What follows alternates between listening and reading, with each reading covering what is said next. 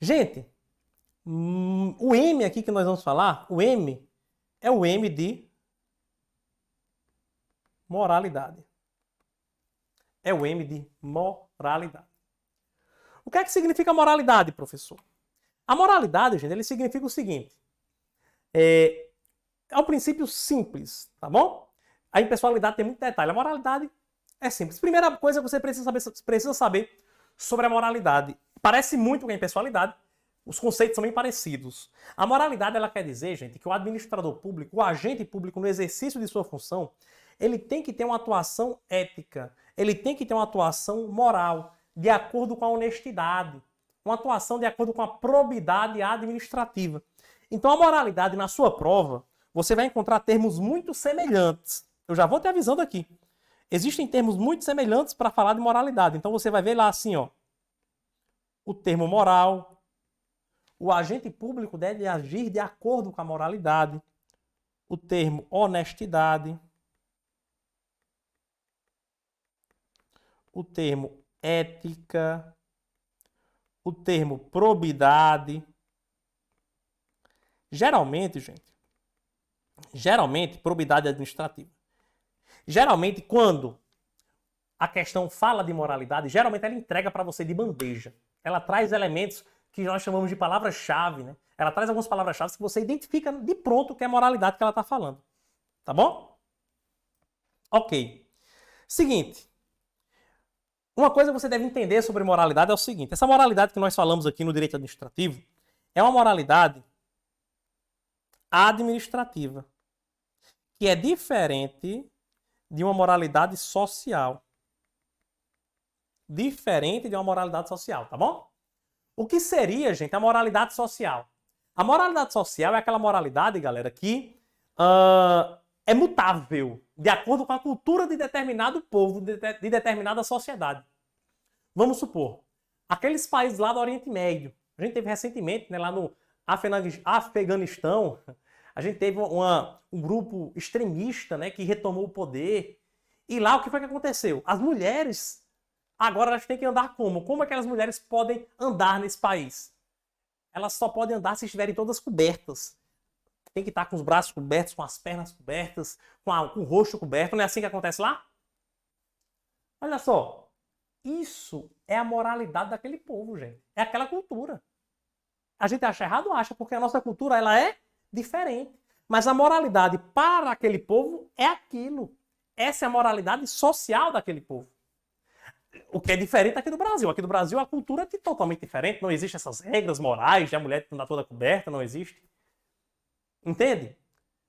Lá no Japão existe... A cultura do Japão é muito interessante, né? Tem muita coisa no Japão que é diferente da gente aqui. Mas tem uma coisa que eu lembro muito, que no Japão é que você... É um insulto, chega a ser um insulto você entrar na casa de alguém com calçados, seja de sandália, seja de tênis, sapato, não pode, tem que tirar imediatamente. Aqui no Brasil até orienta-se, né? Se você for entrar na casa de uma dona de casa que seja muito brava, é bom tirar para você não ser espancado, mas não existe essa cultura de que se você entrar com a sandália na casa da pessoa, você está insultando, não existe isso. Então vejam, são guerras culturais. Isso é moral social, gente. A moral social para aquele povo é isso, se entrar de sandália é insulto. Aqui não, tá tranquilo. Isso é moral social. A moral administrativa, ela não tem essa volatilidade, essa coisa de ser tão mutável. A moral administrativa ela é mais universal. É mais universal. De maneira, pessoal, que o que é imoral administrativamente, o que é imoral na administração pública aqui no Brasil é no Japão, é na Índia, é na Europa, é nos Estados Unidos. Essa moralidade administrativa, ela está mais ligada ao bom uso do dinheiro público. Esse S aqui é um cifrão que eu tentei fazer. É o bom uso.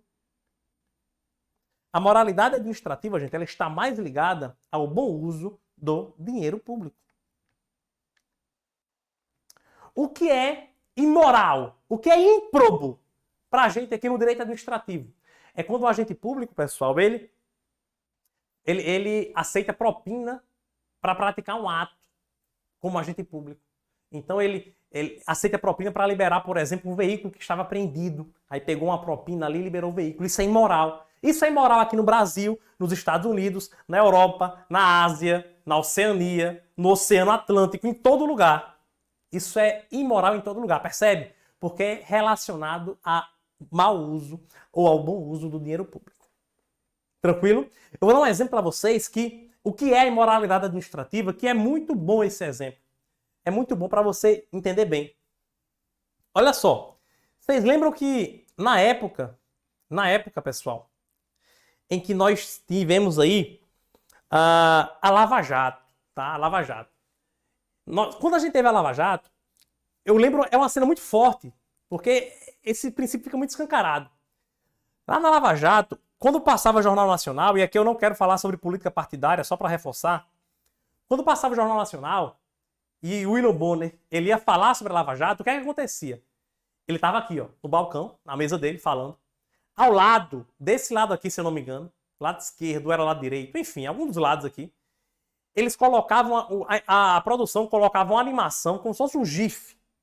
E esse GIF, essa animação, era uma boca de esgoto, uma boca de um cano de esgoto, um cano bem grandão, e jorrava dinheiro público dessa boca de esgoto. Vocês lembram dessa cena? Isso ficou memorável para mim. Porque, olha, qual é a sensação que te dá vendo aquilo? Cara, quando eu assisti aquele jornal, e eu via que ele falava do Lava Jato, das corrupções e tal, quando eu via que tinha uma boca de esgoto saindo dinheiro público dali, a sensação que me dava quando assisti aquilo era a sensação de, caramba, isso é imoral. Isso é um absurdo. Essa é a sensação da imoralidade administrativa. Gente. Essa é a sensação de um ato que viola a moralidade. Essa é a sensação que é causada nas pessoas. Eu pego dinheiro público, dinheiro do povo e jogo no lixo. Entendeu? Beleza? Ok. Eu tenho uma coisa muito importante para a gente conversar aqui, que é o seguinte. Falei falei de um lado partidário, eu vou falar do outro, né? Para ninguém brigar. Para ninguém brigar. Pessoal, vou falar de dois, na verdade. A gente falou dessa época do PT, da Lava Jato. Na época do presidente Michel Temer, eu vou dar vários exemplos aqui, porque esses exemplos são comumente cobrados em prova, tá, pessoal? Não da maneira que eu estou falando, mas utilizando agentes públicos fictícios. Vocês lembram que, na época do governo Michel Temer, ele nomeou, ou queria nomear, uma mulher para ser ministra do Trabalho. Acontece que essa mulher, quando foram investigar a vida dela, a oposição sempre faz um trabalho bem feito de investigar a vida do cidadão, né? E aí, quando foi investigar a vida dela, descobriram que essa mulher tinha vários processos trabalhistas nas costas. Essa mulher, ela tinha vários processos, respondia a vários processos trabalhistas. Por quê? Porque ela violou vários direitos dos trabalhadores. Aí, olha que viagem. Pô, o cara tá querendo nomear a mulher para ser ministra do Trabalho. Ministro do Trabalho é o cargo que vai defender os direitos dos trabalhadores, criar políticas de defesa do trabalhador, fazer com que o trabalhador tenha mais direitos.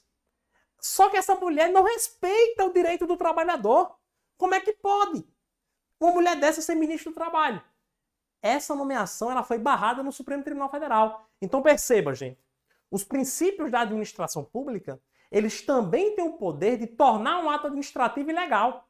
Esse exemplo que eu te falei é um exemplo em que o princípio da moralidade ele foi utilizado para barrar a nomeação de uma pessoa para ser ministra de Estado. Para ser ministra de Estado.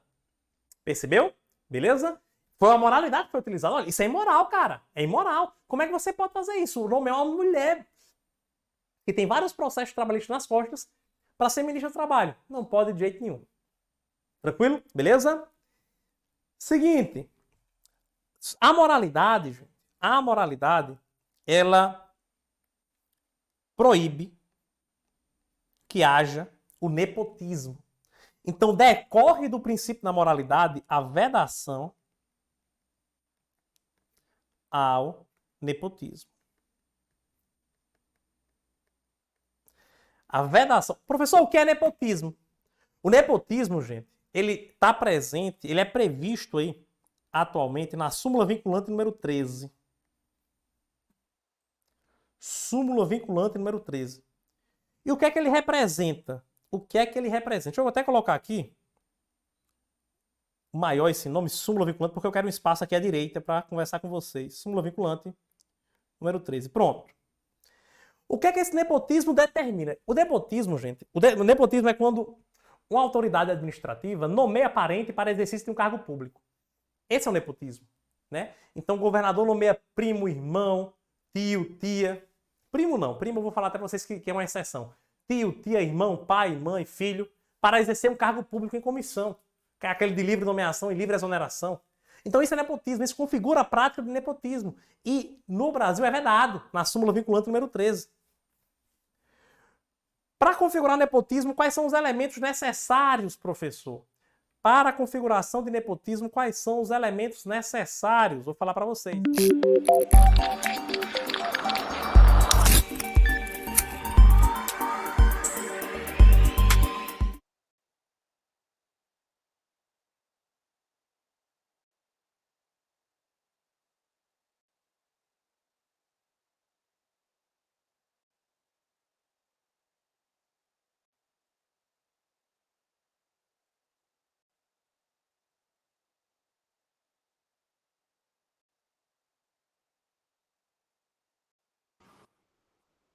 Professor, a tela ficou toda preta. Para mim aqui, pelo menos está. Aí voltou. Beleza.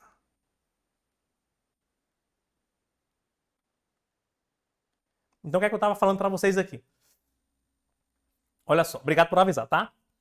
O nepotismo, gente, ele é a contratação de parentes para exercício de cargo público. Em regra, é vedado baseado no princípio da moralidade. E aí, pessoal, para que haja nepotismo, a súmula vinculante número 13, ela traz as regras. O que é o nepotismo? Primeiro, para ser nepotismo, é necessário que o parentesco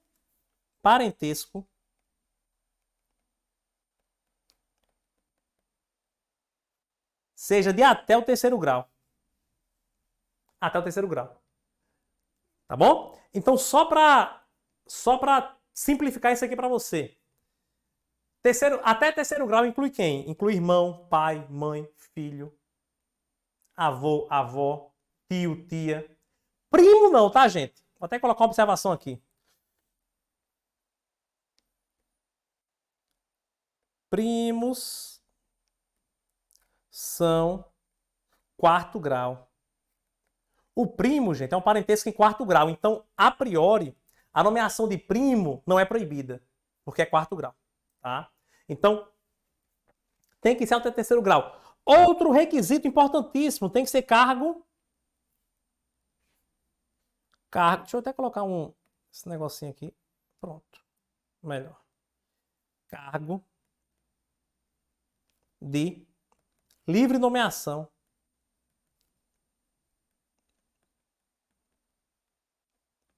Gente, para se configurar nepotismo, esse cargo tem que ser um cargo de livre nomeação. O que é um cargo de livre nomeação, professor? É aquele cargo que não precisa de concurso.